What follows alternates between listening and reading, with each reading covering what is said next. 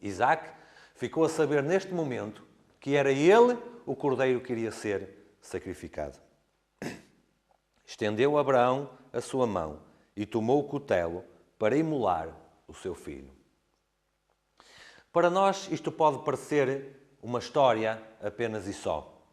Uma história de grande fé, de grande sacrifício, de grande esforço, de grande perseverança, de grande humildade de Abraão perante uma ordem de Deus com a qual ele estava totalmente perplexo. Mas é bem mais do que isso. É um ensinamento para nós hoje em dia. E porquê? Porque da mesma maneira como nesta ocasião pai e filho sobem juntos a montanha, o filho carregando nas suas costas a madeira na qual seria executado, passado alguns séculos. Também um pai e um filho muito especiais subiram um monte, onde o filho também carregou a madeira nas costas, onde seria, passado alguns momentos, sacrificado. Ora, esta história é a história de Abraão e a história de Isaac. Mas há 2000 anos atrás, o pai e o filho, que juntos subiram o monte, o filho que carregava a madeira nas suas costas, madeira essa onde seria executado, não é apenas a história de um pai e de um filho, mas é a minha história e é também a tua história.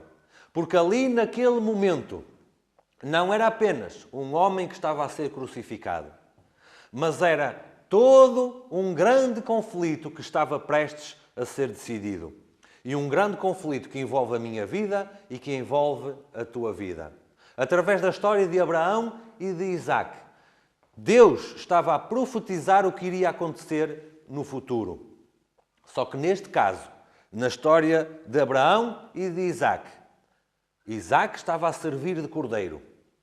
Mas há 2000 anos atrás, o cordeiro que subiu o monte para ser executado no madeiro não era um simples homem, um simples rapaz como Isaac, mas era o cordeiro de Deus que tira o pecado do mundo.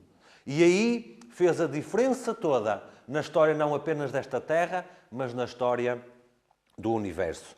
No versículo 11 do capítulo que estamos a ler, o anjo do Senhor bradou desde os céus no momento em que Abraão ergue a sua mão e disse: Abraão! E Abraão respondeu: Eis-me aqui. Então disse: Não estendas a tua mão sobre o moço e não lhe faças nada. Porquanto agora sei que temes a Deus e não me negaste o teu filho, o teu único filho. Da mesma maneira, queridos amigos, o Deus Criador dos céus e da terra, a eterna divindade, não poupou o seu filho por amor à humanidade. Tanto quis, tanto desejou resgatar a humanidade que tinha caído. A humanidade que se tinha perdido na desgraça, na queda e nas falhas deste mundo. Que, por esse motivo, pagou o preço mais elevado, que foi oferecer o seu filho. O verdadeiro Cordeiro de Deus que tira o pecado do mundo. Isaac foi poupado. Porque a morte de Isaac naquele momento não poderia resgatar qualquer outra pessoa da morte eterna. Mas o verdadeiro Cordeiro de Deus que tira o pecado do mundo foi executado naquela cruz. Porque esse sacrifício, sim, não foi apenas a morte de um homem, mas foi o resgate, foi o preço que foi pago por todos os pecados do mundo, pelo pecado de qualquer um de nós. Abraão levantou os seus olhos, no versículo 13, e olhou e viu um cordeiro detrás dele, travado pelas suas pontas no mato. E foi Abraão e tomou o cordeiro e ofereceu em holocausto em lugar de seu filho. Abraão aceitou a dádiva de Deus. Abraão aceitou este simbolismo que era sacrificar um cordeiro, que apontava para o Cordeiro de Deus que viria tirar o pecado do mundo. Claro que o cordeiro já veio. Claro que o cordeiro já foi executado naquele madeiro. Claro que o cordeiro, depois de ter subido o monte e ser executado, desceu e agora vive para todo o sempre. Por isso, o cordeiro já cumpriu a parte dele. Pai e filho da mais impressionante história do universo já cumpriram com a sua parte. Agora falto eu e agora faltas tu. Cada um de nós tem que dar uma resposta a este sacrifício, a esta subida ao monte que pai e filho fizeram há 20 séculos atrás em nosso favor.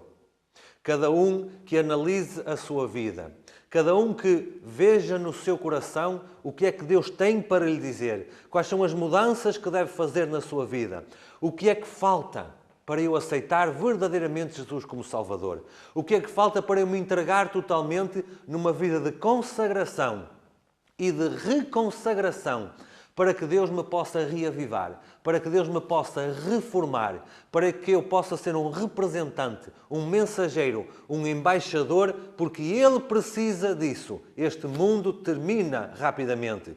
Este mundo caminha de uma forma louca para o seu final. Assim, Deus precisa que todos nós nos consagremos diariamente, que usemos estes 30 dias que temos para abandonar algum hábito que nos prejudica, para abandonar algum hábito que nos cria uma barreira para com Deus. Então o convite é precisamente este. Abraão ouviu a voz de Deus. E Abraão amava tanto o seu filho, Abraão tinha o seu filho em tanta consideração, que esse filho começou a ser uma barreira no relacionamento que Abraão tinha com Deus. Aquele filho, por ser tanto esperado, por ser tanto ansiado, tanto desejado, começou a ser a coisa mais importante na vida de Abraão. Então Deus não tem outra alternativa. Olha, precisas de sacrificar aquilo que me afasta de ti.